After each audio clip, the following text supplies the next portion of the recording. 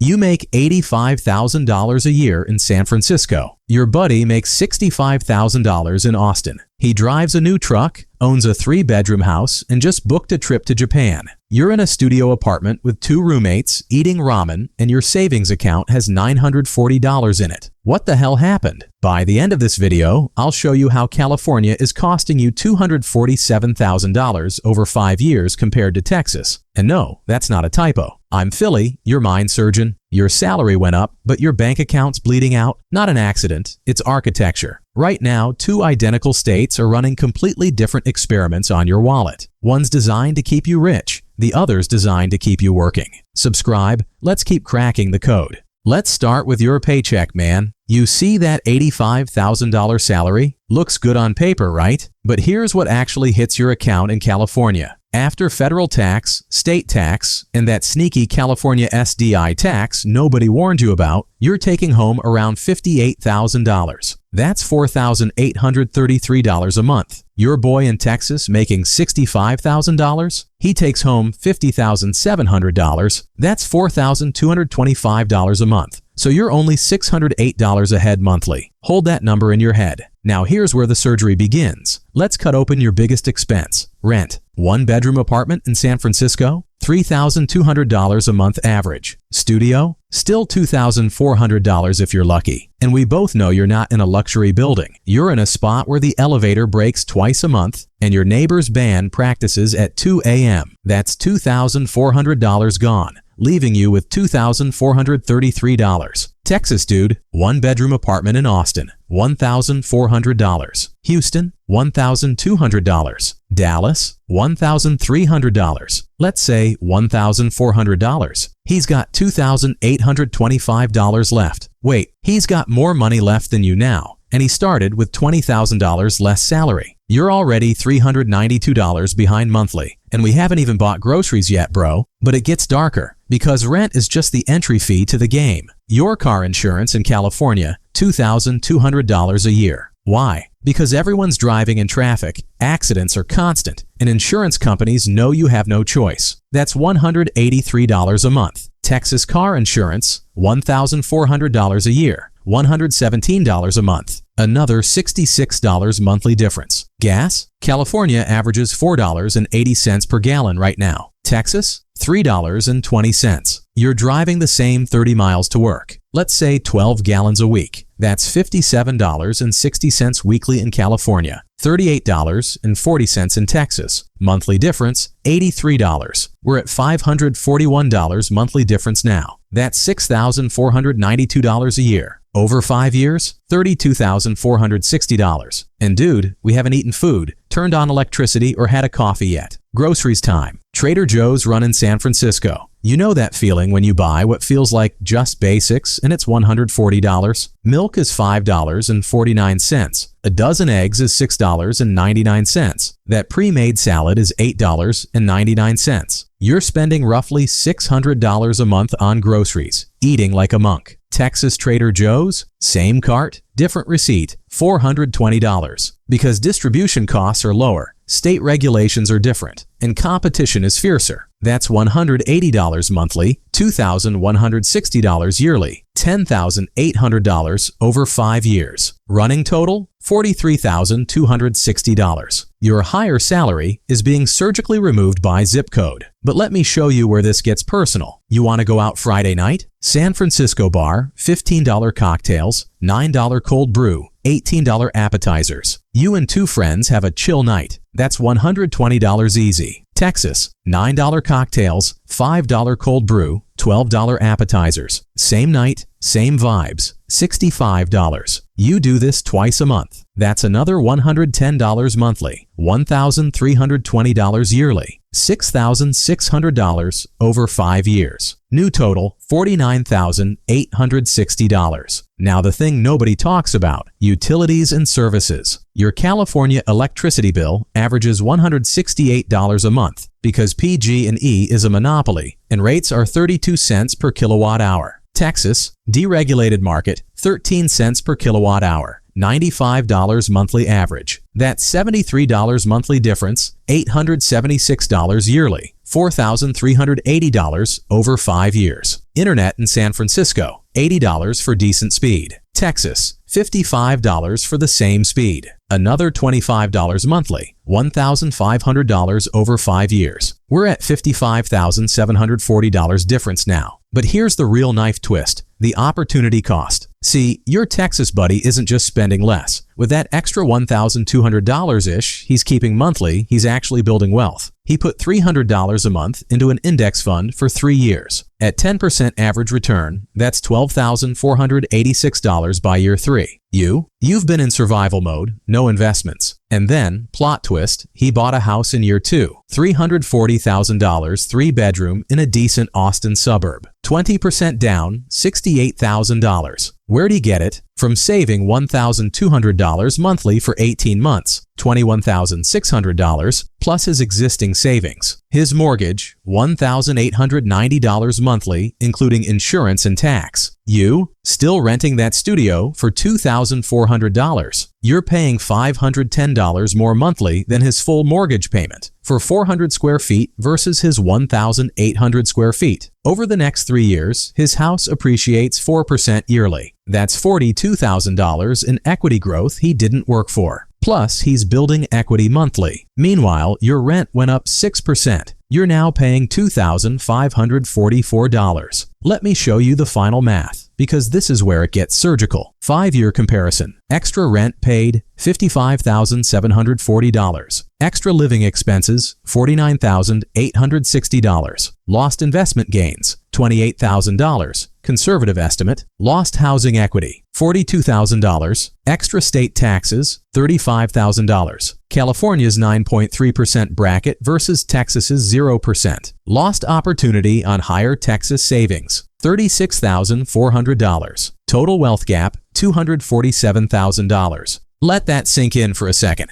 $247,000. That's a fully loaded Tesla Model Y sitting in your driveway. That's your kid's entire 4-year tuition at a state university, paid in full. That's a down payment on 3 decent houses in Dallas. Or here's my favorite, that's retiring 3.5 years earlier and spending those years on a beach in Portugal instead of in a cubicle. You both started with decent salaries. He's got $180,000 plus in home equity and investments. You've got $12,000 saved if you're lucky, and you're still living with roommates. This isn't about budgeting, dude. You can't budget your way out of a $20,000 plus annual structural disadvantage. The math doesn't math. But here's what's really going on in your brain between living in California and living in Texas, and why it's so hard to see it even when you're drowning in the trap. You're in a coffee shop in San Francisco. Your usual order, a latte with oat milk, unpretentious, is $7.50. In Austin, $4.50. You barely notice because everyone around you is paying $7.50 too. In psychology, they call it the normalization tax. When everyone's being ripped off together, it stops feeling like a ripoff. It feels like culture. Your coworker drives a 2019 Honda Civic, an ordinary car. But in the San Francisco Bay Area parking lot, it looks almost modest because next to it are a Tesla, a Porsche, an Audi. So even if you're making good money, you feel broke. On Wall Street, they call it ambient pressure. Your environment constantly signals that your wealth level is insufficient, even if you're objectively doing well. Here's the surgery. You're not actually broke by national standards. You're broke by zip code standards, and your brain can't tell the difference. You get invited to a friend's birthday dinner in San Francisco. The restaurant choice isn't even fancy. It's described as casual, but somehow your portion of the bill is $87. You don't want to be that person suggesting sharing appetizers or skipping the second round of coffee. I call it the zip code peer tax. Every social interaction comes with a price tag, inflated by geographic expectations, and avoiding it feels like social suicide. Meanwhile, your Texas buddy's birthday dinner?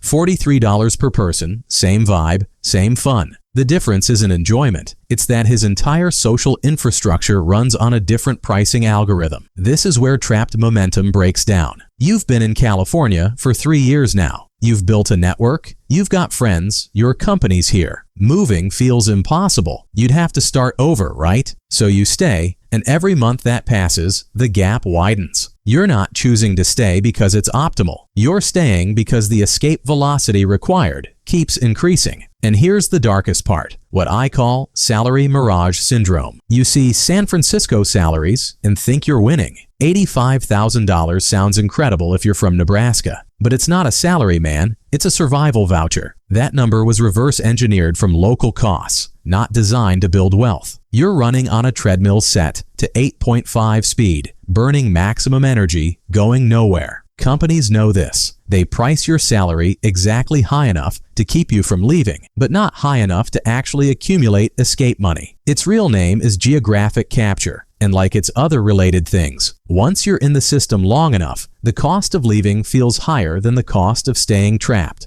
All right, brain surgery's done. Now let's rebuild. Here's how you extract yourself from the California trap, or decide consciously to stay while protecting your wealth. Solution 1. Run the break-even analysis, the 48-hour clarity protocol. Stop thinking emotionally. Open a spreadsheet this weekend. 2 columns, California total monthly costs versus Texas total monthly costs. Every expense, rent, gas, food, utilities, going out, car insurance, everything. Now add a 3rd column, salary adjustment needed in Texas. Most tech companies will drop your salary 10 to 20% for Texas relocations. But as we just saw, you'll still come out $20,000 plus ahead annually. Example, my friend Jake did this exercise and realized his $95,000 San Francisco salary needed to drop to $75,000 in Austin to break even on quality of life, meaning anything above $75,000 in Austin made him wealthier than California. He found an $82,000 Austin job and moved. First year result, $18,000 more in savings despite the pay cut. Second year, bought a house. Solution 2, the geographic arbitrage play if you can work remote. If your job's remote possible, negotiate staying in your California role at California salary while living in Texas. This is the nuclear option. You keep the $85,000 salary, but cut your expenses to Texas levels. That's an instant $20,000 plus annual raise without changing jobs. How to execute? Don't ask permission, just move. Keep your California address on paper, friend's place, family, P.O. box. File taxes correctly as a Texas resident after 183 days. Your company doesn't need to know immediately. By the time they figure it out, you've proven remote work's viable. Worst case, they adjust your salary, but you've already saved $15,000 plus in those months. Solution 3, the California optimization path. If you're truly staying.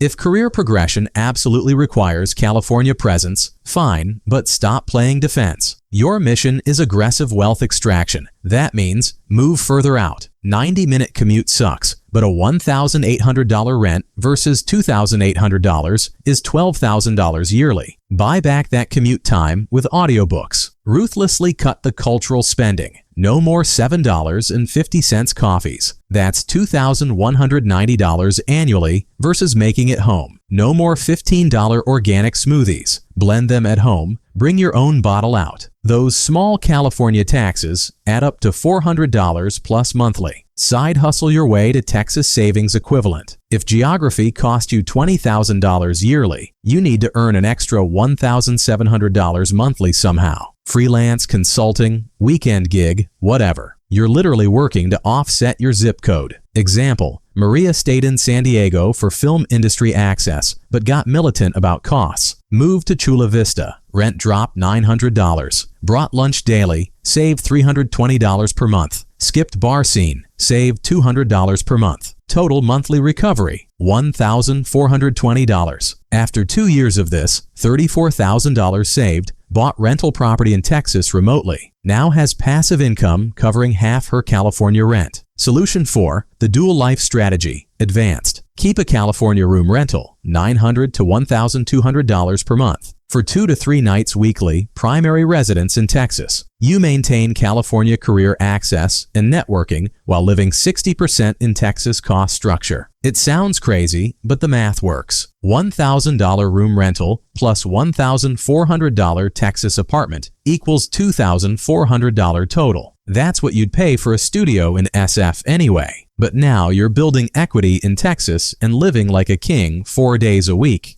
The wealth virus has been removed, dude. We just reverse engineered why two people with similar salaries are living completely different financial realities. And it has nothing to do with your spending habits or financial discipline. California isn't just expensive. It's a wealth extraction system disguised as career opportunity. Every mechanism, from state tax brackets to gas prices to rent control, creating artificial scarcity, is designed to keep you producing value while accumulating none. Texas isn't perfect, but its system is accidentally designed for wealth building. No state tax means you keep more. Lower costs mean you save more. Housing prices mean you build equity faster. You now see the algorithm. Whether you stay or go, you're making a conscious choice instead of being a passenger in someone else's wealth transfer scheme. Like this video so the algorithm can reach more people stuck in high-cost prisons. Also, you should watch my video below, which shows how this healthy living obsession costs approximately $52,000 over a decade, because some very interesting math awaits you. The code has been cracked. Your move now.